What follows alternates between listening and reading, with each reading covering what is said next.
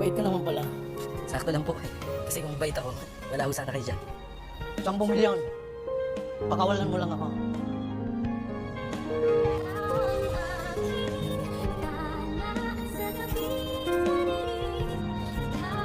Inaabangan nga ni Doc RJ at Giselle itong si Moira. Ayon kasi kay Annalyn, malakas ang kutob niya na may kinalaman itong si Moira at Zoe sa pagkawala ni Lolo Pepe. Kaya naman sinundan ito ni Doc RJ at Giselle ang kotse na minamaneho ni Moira.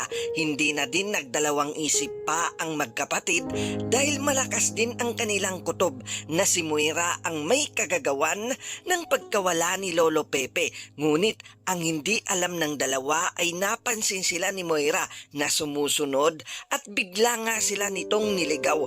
Kaya naman wala nang nagawa pa ang magkapatid kundi bumalik na lang sa Apex at maghanap ng iba pang impormasyon patungkol sa kanilang amang si Don Pepe sa pagdating nga ni Moira sa warehouse na kung saan nandoon ang matanda ay inutusan nito ang nagpanggap na pulis na pakainin ng maayos ang matanda at huwag itong pabayaan. Kaya naman habang pinapakain niya si Lolo Pepe ay kinausap siya nito na sana nga daw ay pakawalan na siya at hayaan na lang siyang makatakas sa mag-inang Moira at Zoe. Tila makukonsensya ang tauhan ni Moira at maaawa ito kay Lolo Pepe. Sa kabilang banda naman, sakal na nga itong si Lynette sa mga pinagagawaan ni Carlos sa kanya. Napansin na din ni Lynette na may galit ito sa kanyang anak na si Annalyn.